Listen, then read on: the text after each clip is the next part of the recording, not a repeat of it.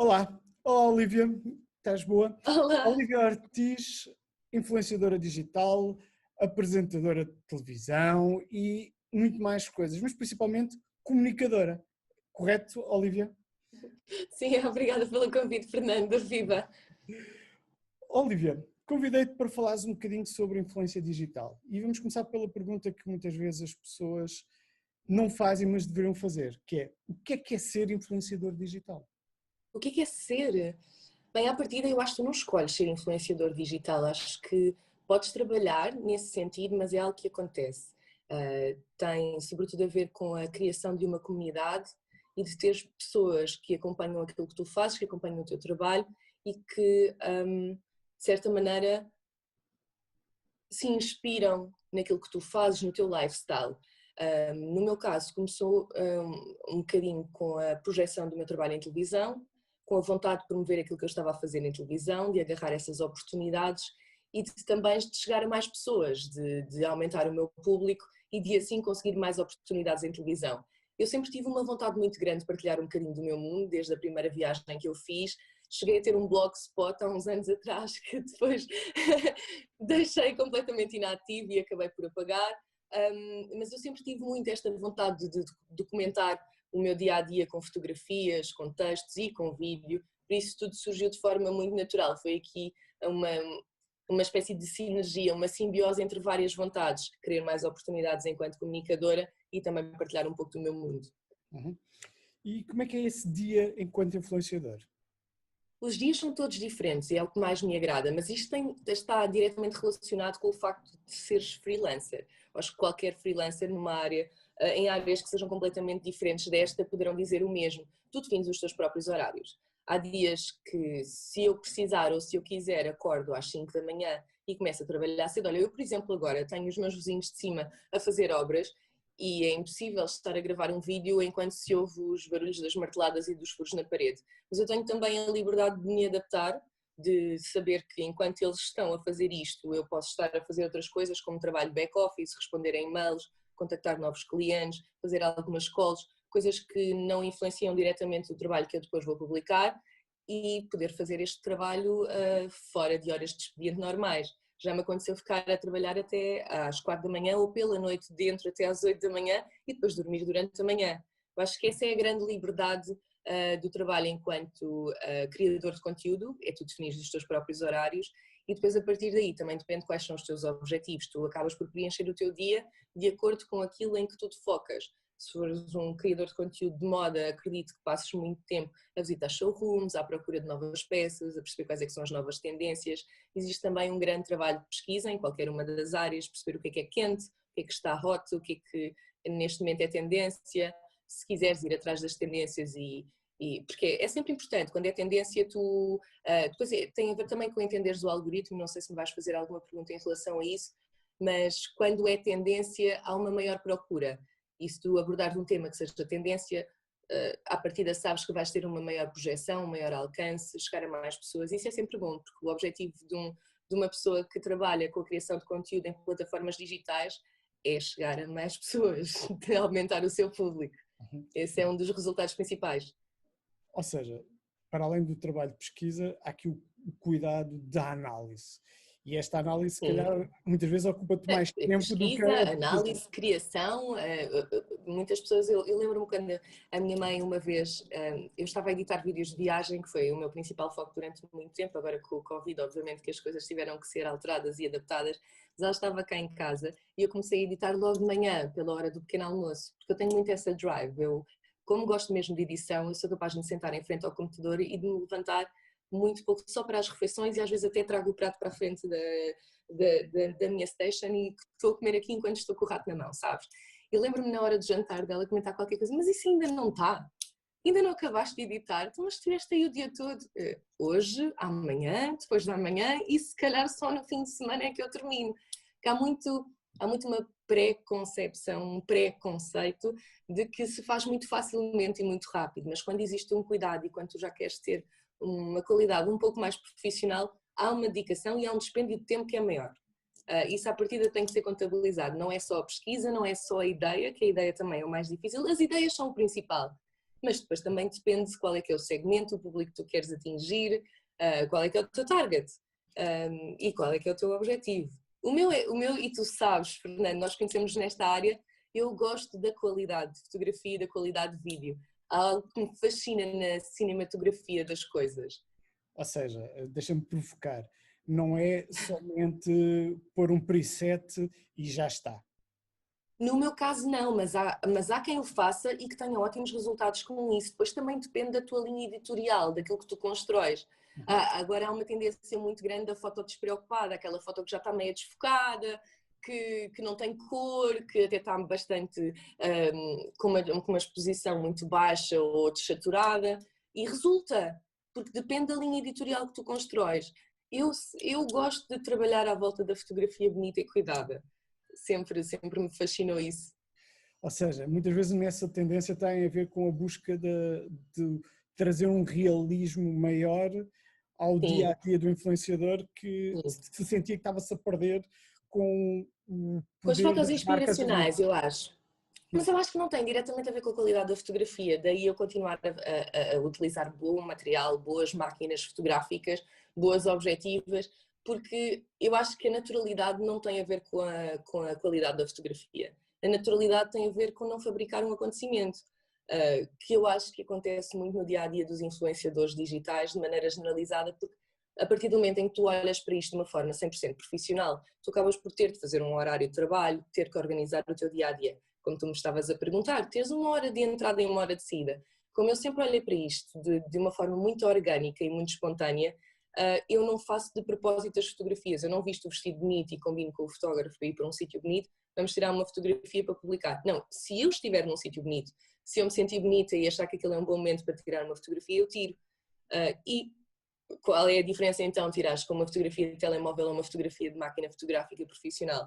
O resultado é só mais bonito, tem mais qualidade. Não acho que não é a qualidade da fotografia que lhe tira a espontaneidade, acho que é o fabrico, são as poses pouco orgânicas, os pinos, essas coisas, ou então mostrares um piquenique que provavelmente nunca aconteceu, com ires para uma paisagem bonita e levares uma toalha ou aqueles próprios todos aqueles adereços que tornam a fotografia mais bonita.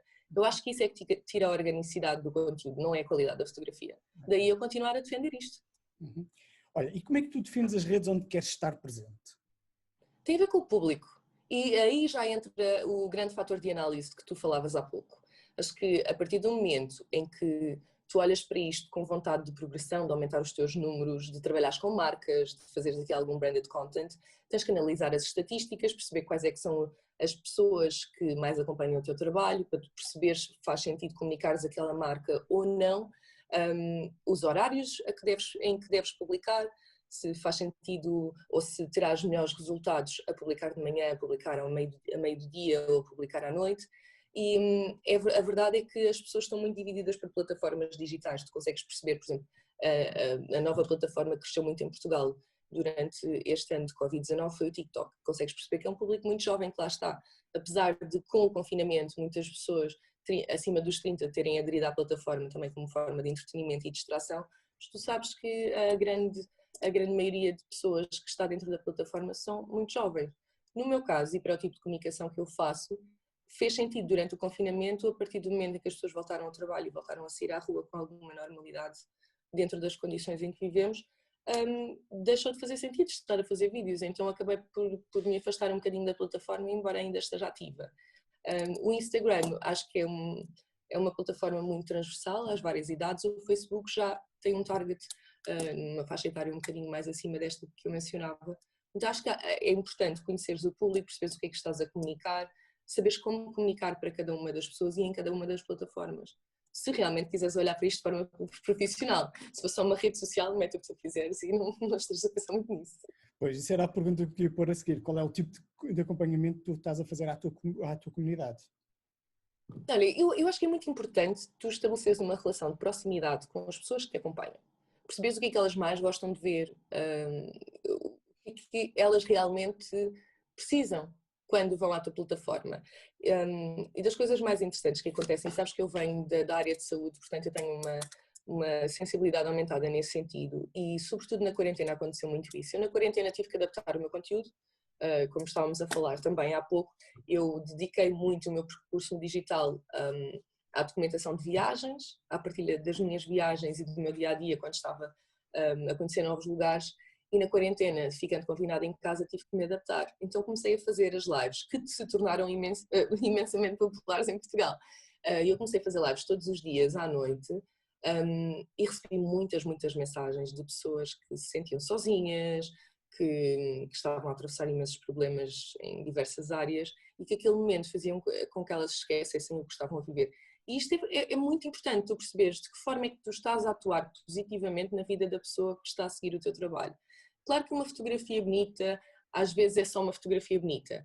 E outras vezes a pessoa pode estar triste, pode precisar, sei lá, só de uma leveza e aquilo ser bom, ser positivo. Eu tenho brincado muito com as legendas, por exemplo. Fiz uma fotografia ontem sentada e não disse mais nada para além de que horas são na legenda. E as pessoas começaram a responder. Agora é 1h42, agora são 13h55. E eu achei divertida a forma como algumas disseram, está na hora de comprar um relógio, era mais fácil. Mas eu gosto desta leveza, sabes? Por exemplo, eu pus uma fotografia eu tenho aqui o meu Instagram aberto, por isso é que eu estou a olhar. Pus uma fotografia de um cacto e disse assim, hoje já merecia uma foto picante. E as pessoas também tipo, interagiram e brincaram, sabes? Tentar desconstruir assim um bocadinho. Eu gosto muito da fotografia bonita, mostrar o outfit of the day, que é sempre daquelas coisas que resultam imenso no Instagram, ir um bocadinho atrás dessas tendências, sabes? Do que é que as mulheres, sobretudo, mais procuram, que é a roupa que está na moda, onde é que eu posso comprar esse vestido agora? É deste ano, é do ano passado, está em saldos, não está? Quais é que são as novas tendências? Eu também tento abordar um bocadinho isso, mas com alguma leveza, sem ser aquela seriedade de isto é roupa. Sabes? Porque no fim do dia é só roupa. É isso mesmo. Exato. Eu agora podia brincar contigo e dizer o que é que diz os teus olhos, Olivia, relativamente ao digital, mas eu não vou fazer isso porque isso é muito... Está bem, Daniel. Não, longe disso, não vamos por esse caminho. Eu sei que, por conversas que nós já tivemos, que uma das coisas que tu muitas vezes és abordada por outros influenciadoras é que tipo de material é que estás a usar. Uhum, sempre. E tu já falaste... Como é que fazes? Como é que editas? Isso tu já Como é que falaste editarias este clipe? Já me aconteceu. E tu já falaste um pouco sobre isso, porque é uma das paixões que tu tens nesta área. Quais seriam os 3 pontos que tu dirias que seriam importantes, ou as 3 dicas que darias que seriam importantes para qualquer influenciador ou potencial influenciador, porque há pessoas que querem ser influenciadoras, Sim? não é?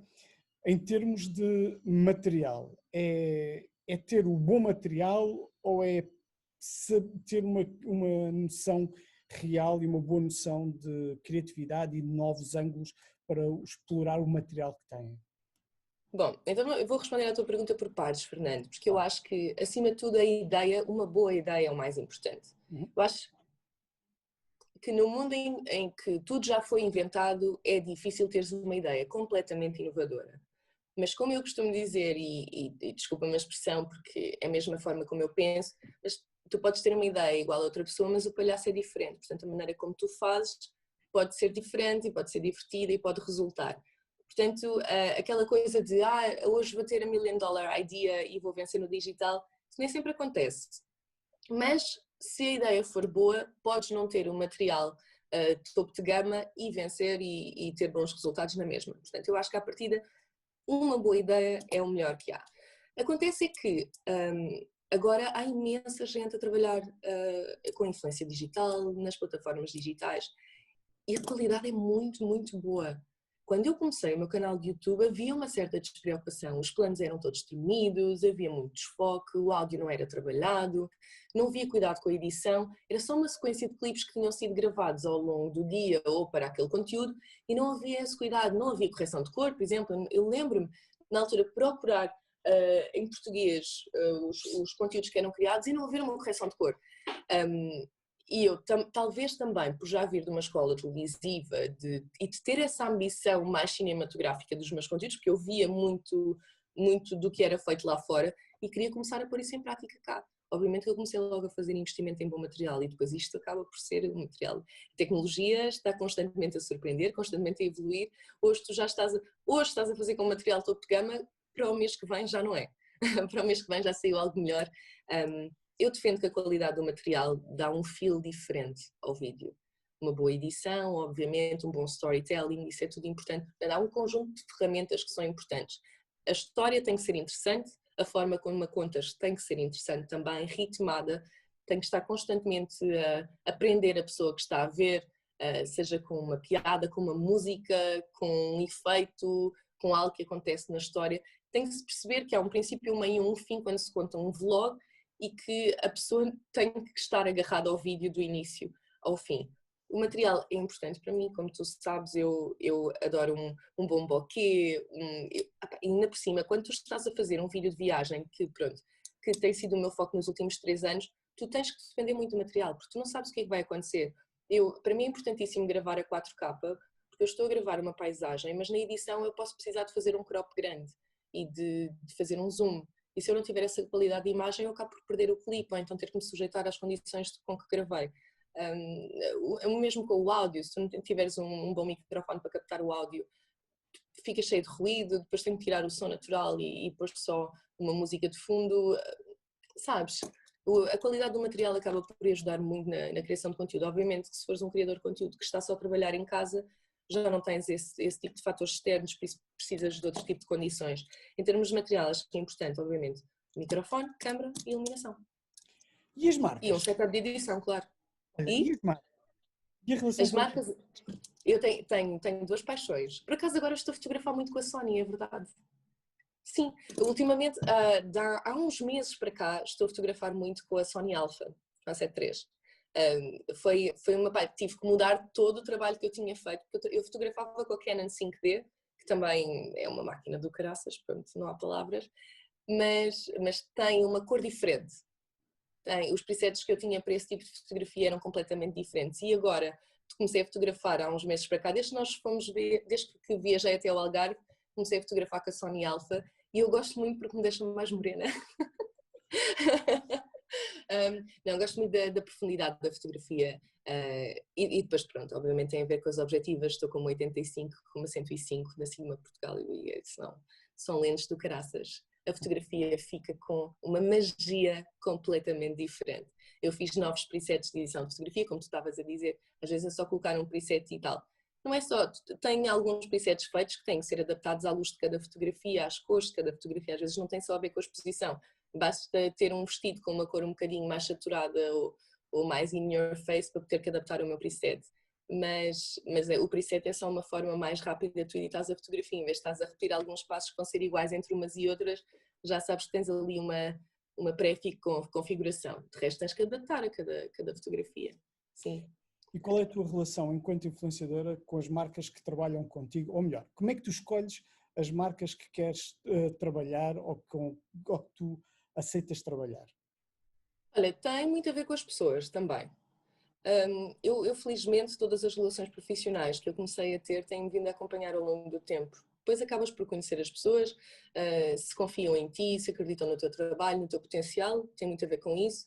Tenho marcas que me acompanham desde que eu comecei, quando eu ainda não tinha números. E isso é um privilégio, não se compra. Obviamente, quando tu começas a crescer e a tua rede começa a ter alguma expansão, começas a ser abordada pelas mais variadas marcas. Mas eu dou sempre privilégio àquelas que me abriram a porta quando eu ainda não conseguia produzir esse tipo de números. Depois tem a ver com a identificação do trabalho dessa marca e com a remuneração. Também. Podes ter uma remuneração, deixa-me ser mais direto. Claro. Imagina uma marca que te chega ao pé de ti e apresenta-te um cheque com 5 dígitos ou mais, simpático, para fazeres uma campanha, mas que os valores da marca não são bem os valores que tu... Então, mas assim já não preenches um dos requisitos. Eu dei-te 3. Sim, as pessoas, a remuneração e a identificação com a marca. Se a remuneração for boa e eu até gostar das pessoas, mas não me identificar com a marca, vou elegantemente recusar. Se qualquer um dos fatores falhar, se gostar muito das pessoas, gostar muito da marca, mas a remuneração também não for justa, vou elegantemente recusar e deixar a porta em aberto. Quem sabe numa próxima oportunidade possamos trabalhar juntos. Ou o contrário, se eu não gostar das pessoas, mas gostar da marca e gostar da remuneração, acredita que eu também não vou trabalhar com essa marca. Para quê? Vou chatear-me, vou ter problemas, vamos entrar em Mais dores confronto, de não vale a cabeça pena. do que Sim, prazer a fazer. Eu sempre, por acaso, as coisas evoluíram de forma que isto tornou-se a minha principal fonte de rendimento o meu principal foco de trabalho atualmente. Que não era quando eu comecei, começou por um hobby, começou como um complemento ao meu trabalho, com uma vontade de agarrar mais oportunidades. E cresceu desta forma, é uma realidade. Mas não deixa de ser algo que não me dá as obrigações de uma entidade patronal. Percebes o que eu estou a dizer? Então, tendo que tomar essas decisões, tem que haver muita leveza. Já tenho tantas preocupações noutras áreas da minha vida que a última coisa que eu preciso é no digital uma coisa que tem que ser tão orgânica, tão espontânea, tão natural, tão leve, ter que me preocupar com essas coisas. Então tu tens que criar à tua volta um círculo de elos e ligações profissionais que sejam positivas, que sejam boas, que te ajudem a progredir, obviamente, que te mantenham a trabalhar, mas que não precises de andar em... Também existem agências para isso agora. Naquele caso de não gostares das pessoas, gostares da marca e da remuneração, tu também arranjas uma testa de ferro que começa a fazer as negociações por ti e tu não precisas de estar ali a falar. Esta é a realidade e eu sei que eu sou super transparente, eu sei que eu sou super sincera e às vezes as pessoas ficam um bocadinho chocadas que eu gero muita controvérsia porque estou sempre a falar assim. Mas eu acho que também falta esta verdade, sabes? E é isto que eu gosto no digital, é que te é permitida esta verdade, mostrar a vulnerabilidade, as inseguranças e esta transparência. Ninguém fala destas coisas assim. Sim. Só falam que os influenciadores digitais ganham muito dinheiro, ou que não ganham nada, ou que fazem tudo borla, do 8 ao 80, mas falta a franqueza de dizer isto. Por isso mesmo é que eu te fiz a pergunta e sei que tu irias responder. Senão não... Claro, que quiseste-me encostar à parede. Ah. Olha, Olivia, foi um prazer podermos ter esta conversa, porque deu aqui para tirarmos alguns highlights do que é ser influenciador, qual é que deve ser uma postura do influenciador, quer em termos de trabalho e da sua ética de trabalho pessoal, como também da sua postura perante o mercado e as marcas. E Isso é como... uma pergunta ou é uma Não, conclusão? é uma conclusão. Ok. E que muitas vezes é um tabu. E como tu disseste bem, agora no final, que ou se fala muito do dinheiro que se ganha ou que não se ganha, ou porque se está a explorar a marca ou a marca que é Nem explorar. toda a gente ganha muito dinheiro, nem toda a gente ganha muito dinheiro. Claro que há quem ganhe muito dinheiro e isso já foi abordado muitas vezes até nos mídias tradicional, mas há muita gente que não ganha muito dinheiro e que faz uma publicação em troca de um batom. Mas em relação a isso estavas a dizer agora, por isso é que eu te perguntei se era uma pergunta ou uma conclusão, só acrescentar que foi algo que eu não falei, Fernando. Tem a ver também com o sítio onde tu estás e para onde tu queres ir. Se eu quiser muito trabalhar uma marca, eu não vou aparecer no radar dessa marca só porque sim, tu tens que fazer alguma coisa no teu conteúdo, construir o teu caminho, a tua direção, para depois poderes ou tu mesma fazer uma proposta a essa marca, ou então essa marca poder lembrar-se que tu existes e fazer-te uma proposta a ti. Sim, então nem sempre aquilo que é branded é remunerado nas redes sociais, tem tudo a ver com os teus objetivos. Tu tens é que perceber se, mesmo que isto para os jovens influenciadores, como tu estavas a falar há bocado, eu acho que eu fugi um bocadinho a essa pergunta, se uma marca, eu falei agora, dei o exemplo do batom, se uma marca de maquilhagem te oferecer um batom para tu fazeres esse post, obviamente tu tens é que tomar uma decisão. O que é que eu ganho com isto? Vou fazer um batom que custa 15 euros. Vai-me compensar fazer uma publicação com este batom? De que forma? Vou estabelecer uma relação profissional com essa marca, se calhar as próximas publicações já vão ser remuneradas, vou ter a oportunidade de entrar num segmento ou numa categoria de comunicação onde nunca estive e se calhar a partir daí até ter outras marcas que vão começar a trabalhar comigo. Quais é que são as mais-valias para mim, quais é que são as vantagens, os benefícios em aceitar esta relação profissional que não se pode chamar profissional porque não existe uma remuneração, só é profissional a partir do momento em que há um cachê. Eu também já o fiz, eu também já construí esse caminho. No início fiz muitas coisas porque via que depois poderia ganhar alguma coisa com elas. Neste momento já estou numa posição em que prefiro não aceitar fazer isso porque já tenho um trabalho para trás, um portfólio que mostra aquilo que eu sou capaz de fazer enquanto comunicadora de uma marca. Tudo tem a ver com o sítio onde tu estás para o sítio para onde tu queres ir e quais é que são os teus objetivos, obviamente. Eu acho que é importante dizer isto, porque depois também parece que há assim uma certa arrogância no meu discurso quando eu digo que não deve ser assim, não vou tocar a campainha. Olha, o dia-a-dia do influenciador também é receber caixas, sabes? Tá. Olha, e assim fechamos, está bem? Tá bem. Tu a receberes uma caixa para fazeres um unboxing. Melhor forma Yeah. não poderia haver. E isto não foi Imagina só. programado. E isto é completamente espontâneo. Não, sim, sim, sim. Tá. Obrigadíssimo, Olivia. Obrigada, Fernando. Corra tudo bem. Beijinhos a todos. Beijinho.